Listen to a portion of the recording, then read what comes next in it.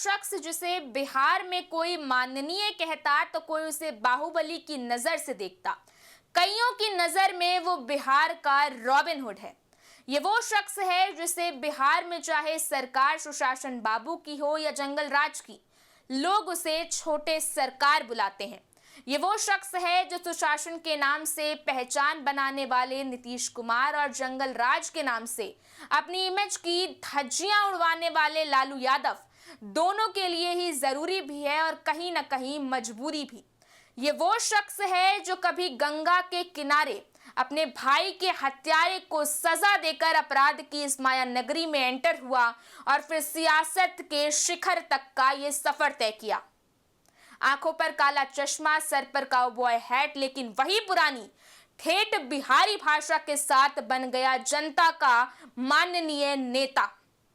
ये वो बाहुबली है जो पर्दे पर रहता तो भी खबर बनती है और जब सलाखों के पीछे रहता है तो भी सुर्खियां बटोरता है। यानी अगर जेंजी की भाषा में कहा जाए तो ये बिहार का वो अनफिल्टर्ड नेता है जिसकी ना जुबान को कोई फिल्टर चाहिए, ना अंदाज को और ना ही काम को। फिर चाहे बिहार में माहौल चुनाव का हो या ना हो, इससे कोई फर्क नहीं पड़ता। बिहार में अगर बाहुबलियों की एक लिस्ट निकाली जाए तो इनके नाम के बिना वो लिस्ट पूरी ही नहीं हो सकती। ये वो शख्स है जो दर्जनों आपराधिक मामलों के बाद भी लाखों फैंस की भीड़ अपने पीछे लेकर चलता है। बिहार के इस बाहुबली की कहानी सिर्फ सियासत के शिखर की नहीं, ये सिर्फ नेता ही की कहानी नहीं है, ये महज अपराध की कहानी नहीं है, ये स्टोरी है पावर की, उस सिस्टम की जो कभी कभी खुद इस बाहुबली के आगे हाथ जोड़कर खड़ा नजर आता है। यह है the untold story of Bahubali Anant Singh. नमस्कार, मैं आकृति और आप देख रहे हैं इंडिया पब्लिक खबर। और आज हम आपको बताएंगे मोकामा के छोटे सरकार की अनंत गाथा, बाहुबली अनंत सिंह, जिन पर हत्या, अपहरण, डकैती, फिरौती मतलब अपराध की श्रेणी में ऐसा कोई काम नहीं जो छोटे सरकार ने ना किया हो, लेकिन फिर भी धाक ऐसा कि सरकार को भी हिलाकर रख दे। अनंत सिंह अपने आप में ही बिहार की सियासत और अपराध की दुनिया को एक साथ समाये हुए हैं। और जब बात हो मोकामा की तो बस यही कहा जा सकता है कि अगर आपको बिहार को समझना है तो सबसे पहले मोकामा के छोटे सरकार को समझना पड़ेगा। और आज हम वही करेंगे, बिल्कुल जीरो से स्टार्ट। आज हम ये समझेंगे कि कैसे वो अनंत से छोटे सरकार बने। दरअसल बिहार की राजनीति में बाहुबली के तौर पर पहचान बनाने वाले पूर्व विधायक अनंत सिंह का जीवन उतार चढ़ाव से भरा रहा। एक समय ऐसा था जब उनका मन दुनियादारी से हटकर पूजा पाठ में लगता था, लेकिन फिर उनकी जिंदगी में एक ऐसा मोड़ आया जिसने उन्हें वैराग्य से हिंसा के रास्ते पर लाकर खड़ा कर दिया। मोकामा और बाढ़ का वो इलाका जहां गंगा किनारे भूमिहार और राजपूत जैसी अगड़ी जातियों के बीच खूनी जंग का एक लंबा इतिहास रहा है, अनंत की कर्मभूमि भी यही इलाका बना। 5 जनवरी 1967 को पटना जिले के बाढ़ कस्बे के पास नदवा गांव में जन्मे अनंत सिंह 4 भाइयों में सबसे छोटे थे। उनका मन बचपन से ही पढ़ाई लिखाई में नहीं लगता था, इसलिए 4वीं कक्षा के बाद उन्होंने स्कूल छोड़ दिया। उनका झुकाव धर्म और आध्यात्मिकता की ओर था, जिसके चलते महज 9 साल की उम्र में उन्होंने घर छोड़ दिया। वो हरिद्वार चले गए और साधुओं के बीच रहकर उनकी सेवा और पूजा पाठ में लीन रहने लगे।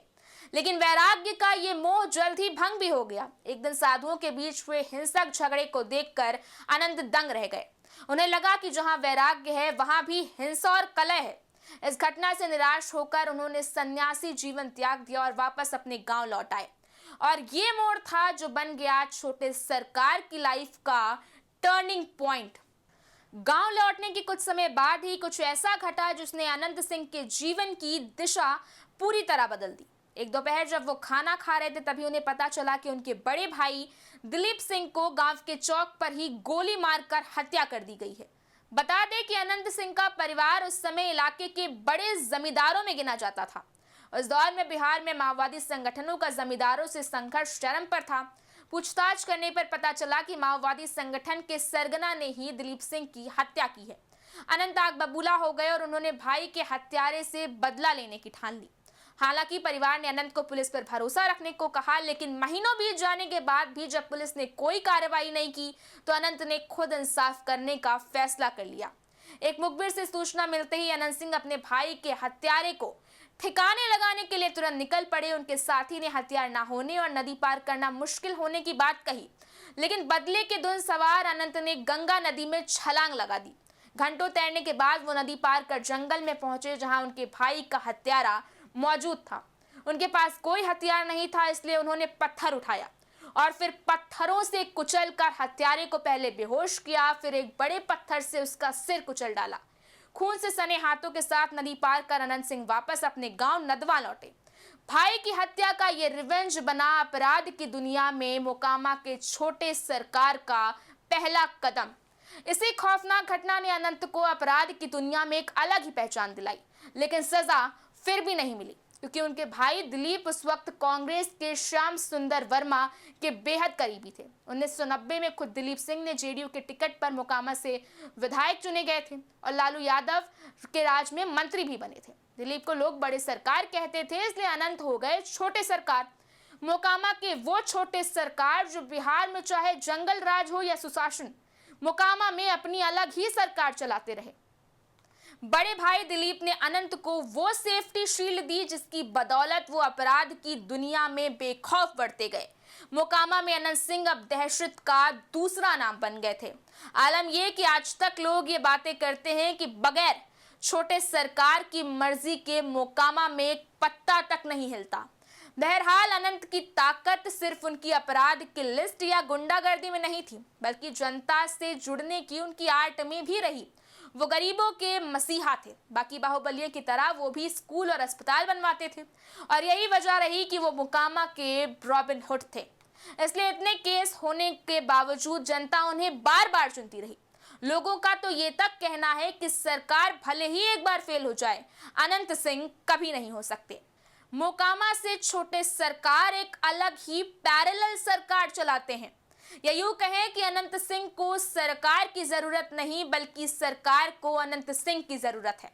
2025 में एक बार फिर आज अनंत सिंह जेल की सलाखों के पीछे हैं, लेकिन उनका बेबाक अंदाज, वायरल इंटरव्यूज और जेडीयू के साथ उनकी नजदीकियां साफ दिखा रही हैं कि मोकामा का ये बाहुबली अभी हारा नहीं है। हालांकि अनंत सिंह कह रहे हैं कि अगर सुशासन बाबू नीतीश कुमार सत्ता में नहीं आए तो विधायकी छोड़ देंगे, लेकिन अब आगे चुनाव में क्या होगा ये वक्त से बेहतर तो फिलहाल कोई नहीं बता सकता। लेकिन एक बात तो साफ है कि अनंत सिंह की इस अनंत गाथा की गूंज मोकामा की सियासत में हमेशा जिंदा रहेगी, ठीक वैसे ही जैसे गंगा किनारे की वो बिहाइंड द सीन्स स्टोरी जिसने 9 साल के उस बच्चे को बना दिया मोकामा का छोटे सरकार। इसी के साथ मैं थी आकृति, आप देख रहे थे इंडिया पब्लिक खबर। वीडियो को लाइक करें, शेयर करें, चैनल को सब्सक्राइब करें। शुक्रिया।